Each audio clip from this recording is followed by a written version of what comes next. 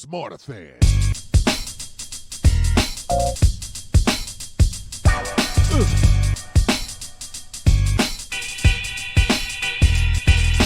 Smarterfan.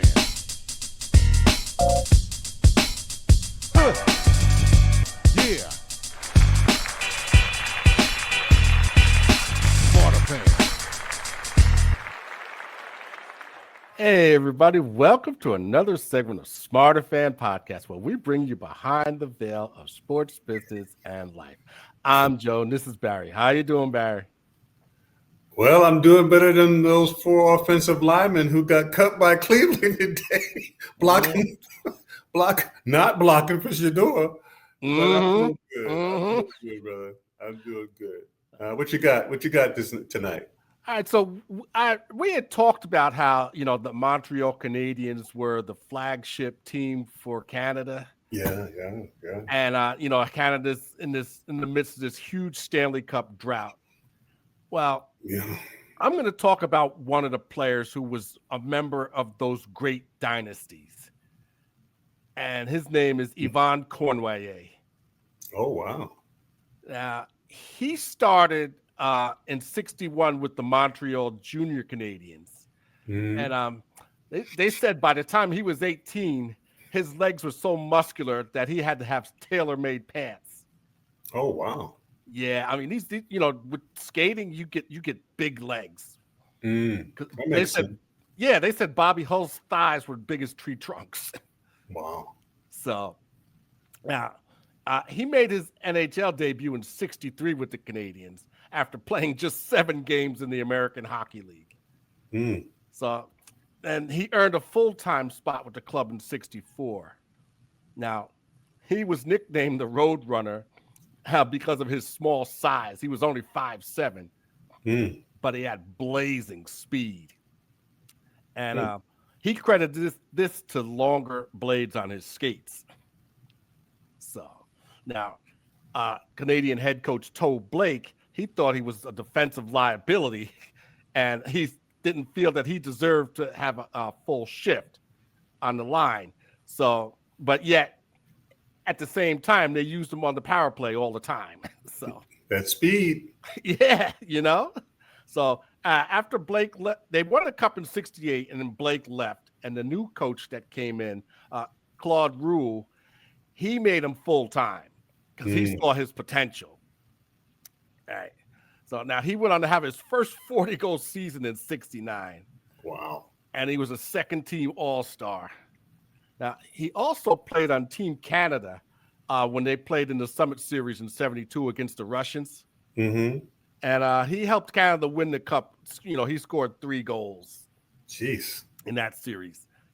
So he had his career-high 47 goals in '73. And he had 15 goals and 10 assists in the playoffs. So, and he won the Conn Smythe Trophy as the Canadiens beat the Blackhawks in the Stanley Cup that year. So now in '75, he was named team captain after Henri Richard retired.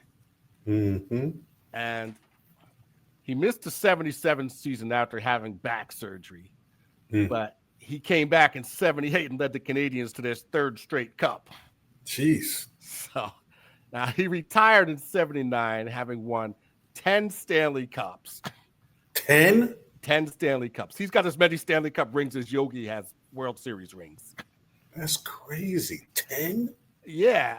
And as a player, he was number 3 on the Canadiens' all-time scoring list. Yeah, he had 428 goals and 435 assists. And that was behind Hall of Famers Maurice the Rocket Richard and Jean Beliveau. So then he was an assistant coach for the Canadiens during the '97 season. He was inducted into the Hall of Fame in '82. And now he serves as the ambassador for the Montreal Canadiens. And he's 81 years old. Wow. What a history. Oh, he had a hell of a career. He really did.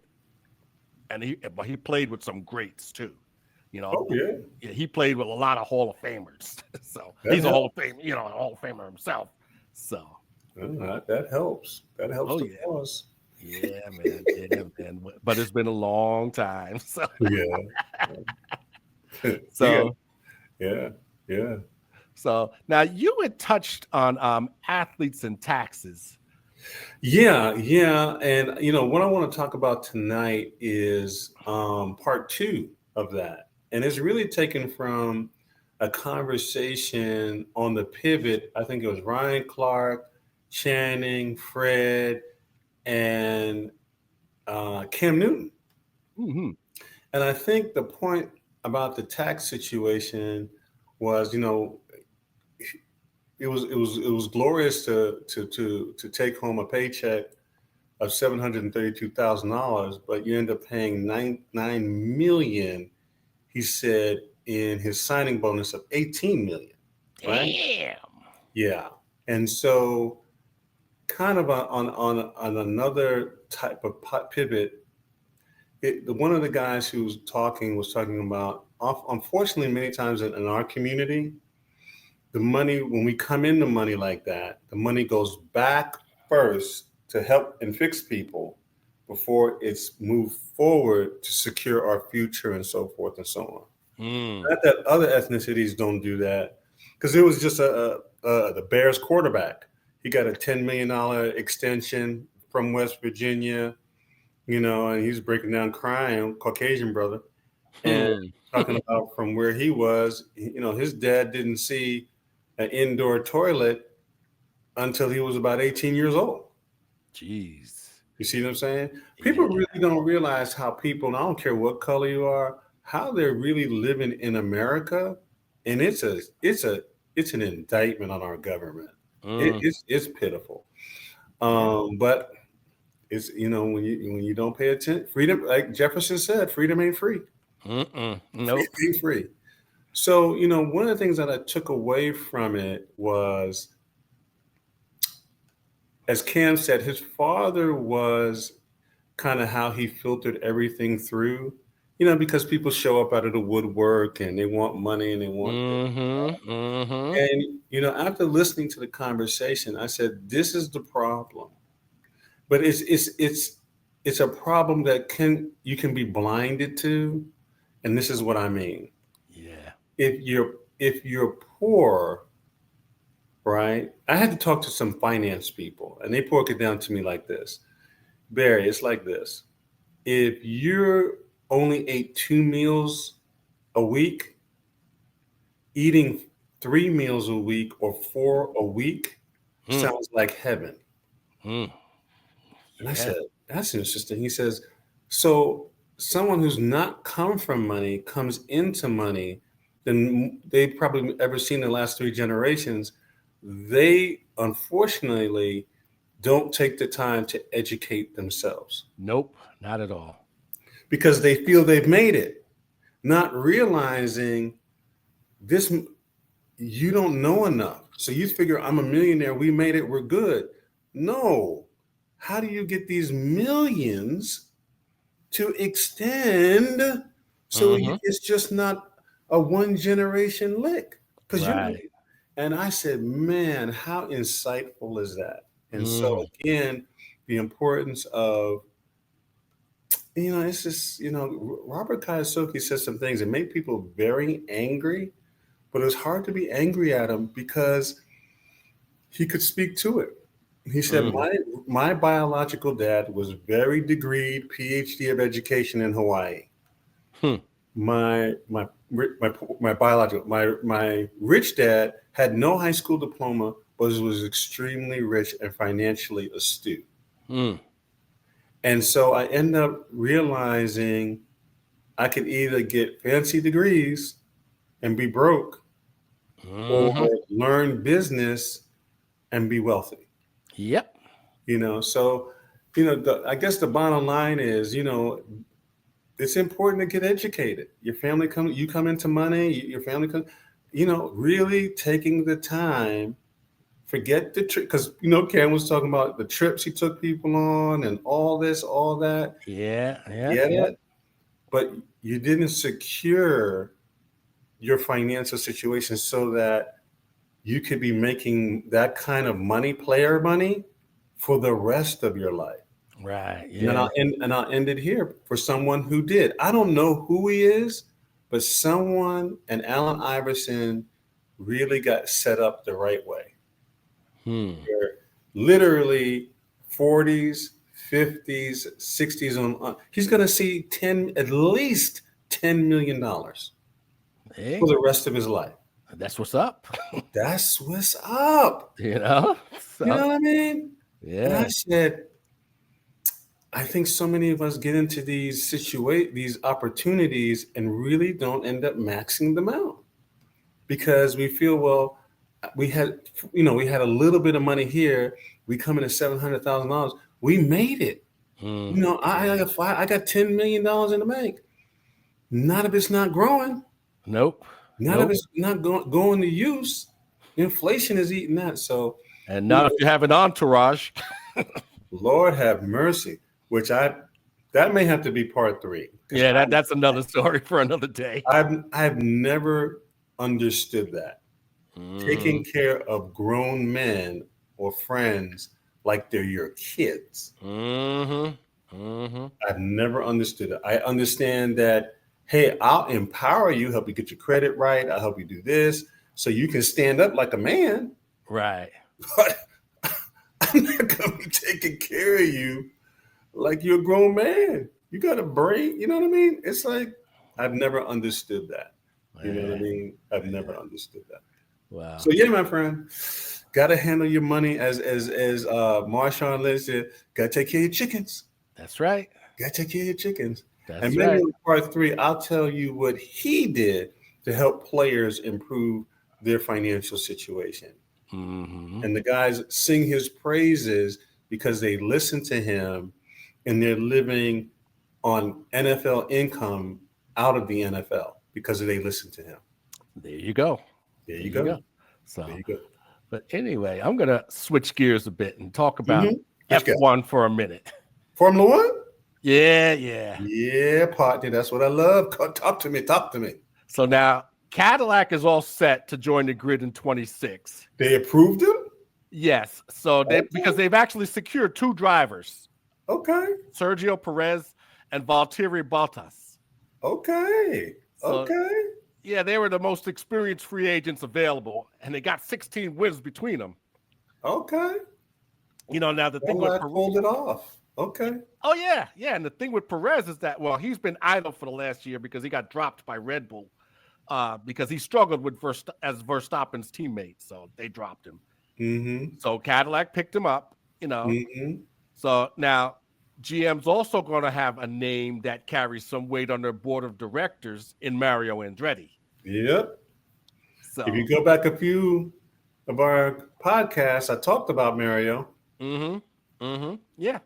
So he's going to be on their board of directors. So that'll give them some, that'll give them a name brand.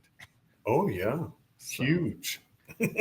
Now Ferrari, their boss Fred Vassar, he said that he and Lewis Hamilton underestimated the challenges that they were going to face when he joined Ferrari. So no, well, if you ask my opinion, I can tell you what's going on with Ferrari. Yeah, well, right now the honeymoon is over. Because Hamilton's yet to score a podium for the team yet. So. Well, it's hard to score a podium when they don't talk to the driver about the changes that need to be made in the car.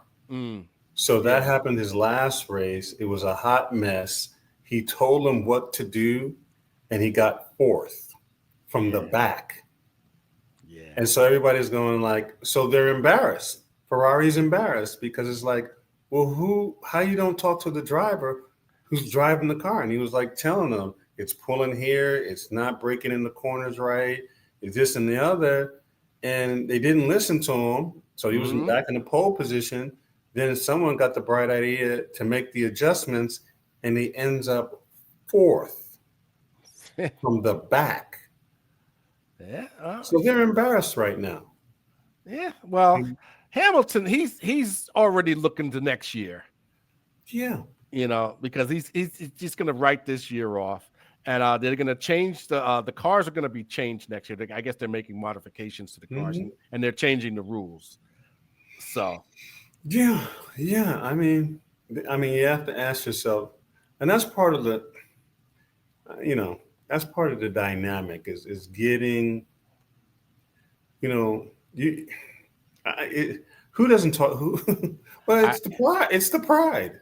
We're Ferrari, and we know what we're doing, and because somebody had broke down the play-by-play after they fixed the car in the last race, right? And they said it was the quietest it's ever been, because they realized this guy knows how the car needs to be set up.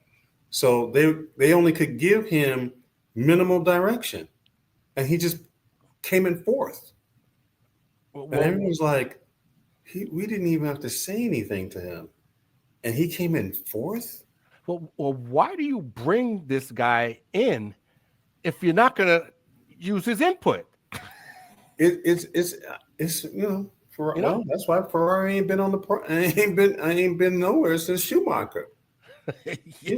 People who got pride and or they think they know everything, and I mean, he's a 7-time world champion. He was going to the Hall of Fame. Exactly. So why aren't you listening to this man? You paid him a lot of money. Uh-huh.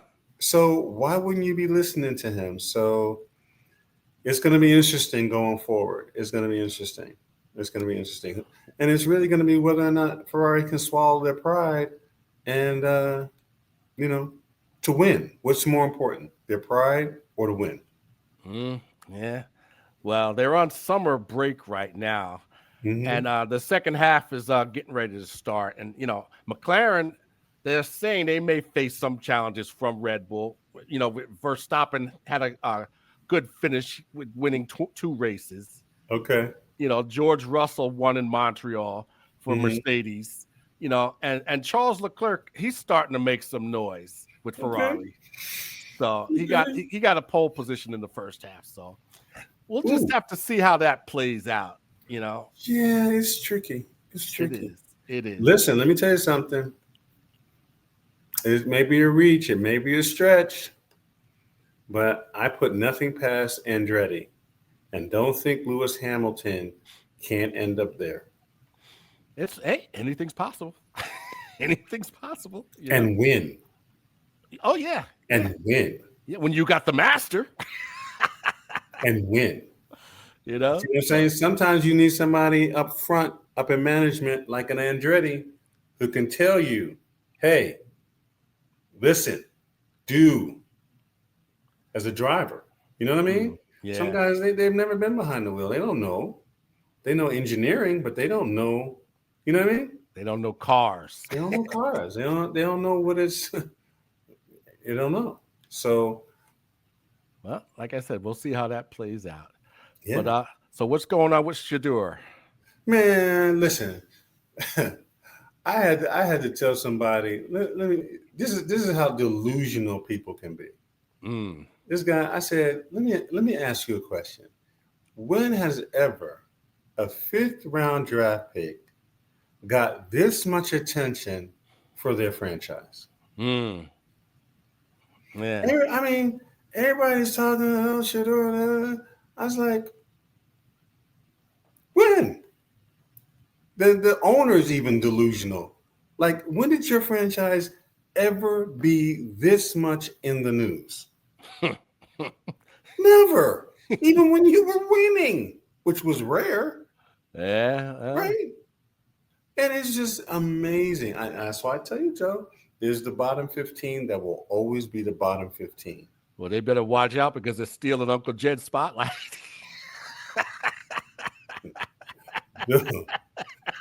Joe, why you gotta do this, Joe?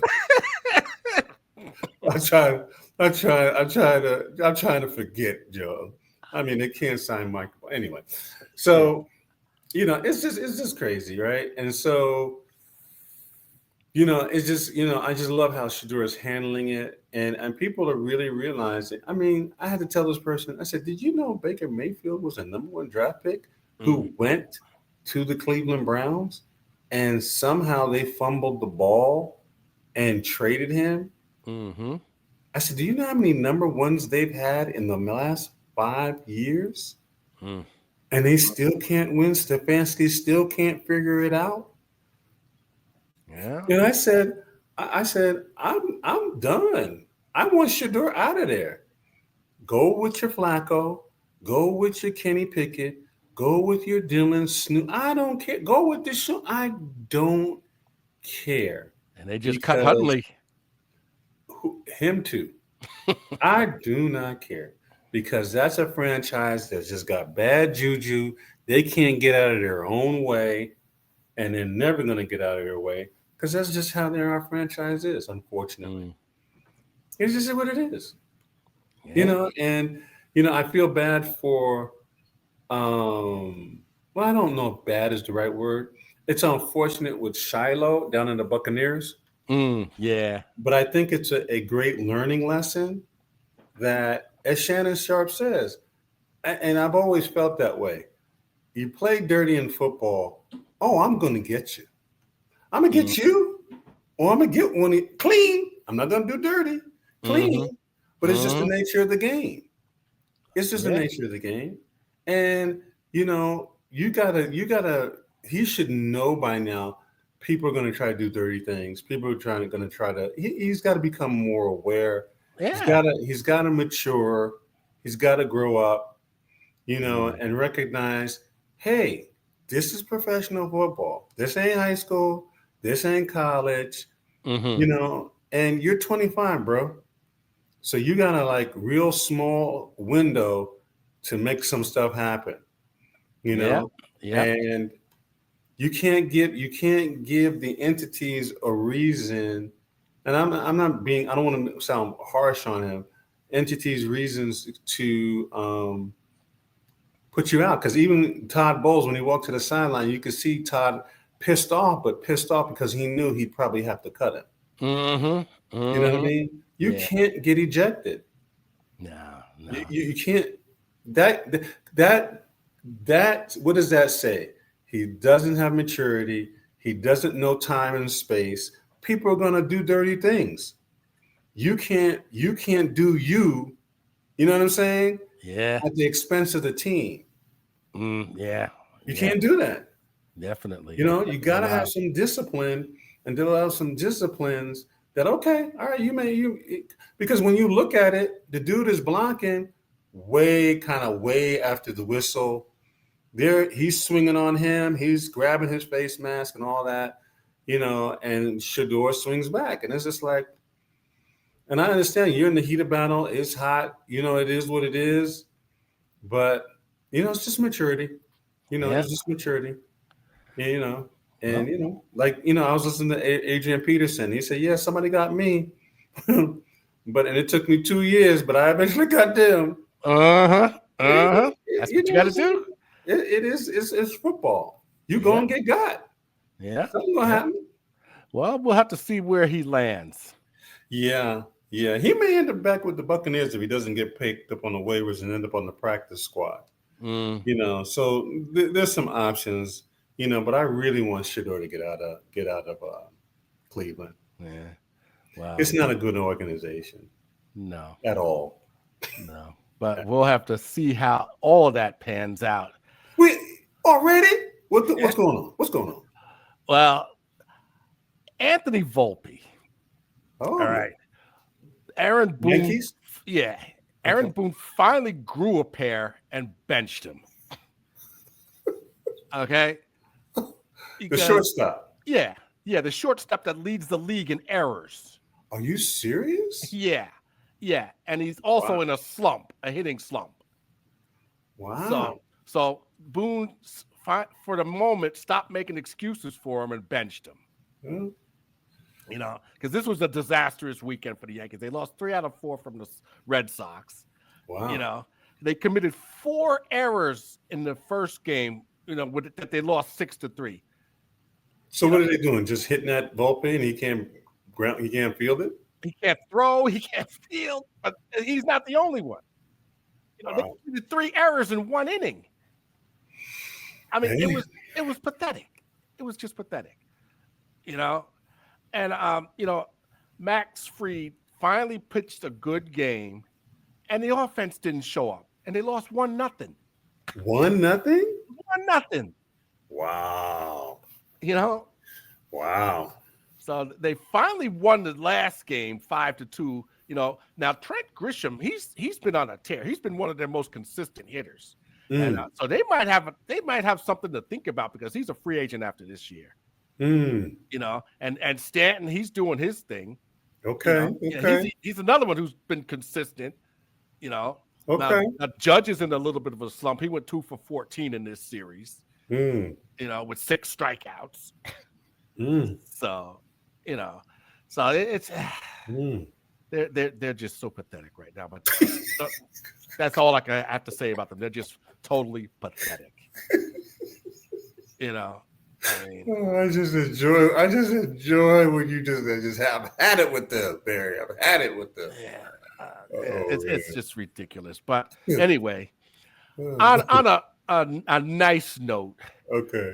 Bob Uecker was honored Sunday by the Brewers. About time. Yeah. He was initially hired by them as a scout, and he Really? wound up being their broadcaster for 54 years. Wow. Yeah. So. You know, that's what's up. Yeah, so they honored him, and Bob Uecker Jr. threw out the ceremonial first pitch. Nice. You know, and all the players wore Uke on the back of their uniforms instead of their names. That's what's up. You know, so you know, George Brett and Ted Simmons and Robin Yount were there. And, they played for the played for the Royals? Yeah, Brett played for the Royals, but he was there. Oh, okay. Yeah, Robin Yount played for the Brewers. Okay. Yeah, but they were on hand for the commemoration. Nice. Yeah, yeah. So they did a nice thing for him, and you know, and like you said, well deserved and a long time coming. Yeah. Yeah, I mean, when you said his name, I thought about all them beer commercials. Yeah, them light beer commercials. Oh my goodness. Yeah, man. I'm like, Ukes. So that's anyway, what's up. So now Cal Raleigh, we spoke about him not too long ago. Now he just set the major league record when he hit his 49th home run. You know, wow. So now that's a major league record for catchers in a season. Wow. Yeah, man. So now this puts him ahead of Mickey Mantle with 9 multi-hit home runs because he hit 2 home runs in that game. Oh, wow. So that's that. Yeah. So he just passed Mickey Mantle for 9 multi-hit home runs in a season for switch hitters. So he's one of those rare switch hitting catchers, and he's a really good defensive catcher. I mean, he's up for MVP. Really? Oh yeah. I think he's gonna get it over Judge. So wow, that's saying something. But we'll have to see what happens with that, you know. And I congratulate him and I tip my hat to him because the man he's just tearing it up for Seattle.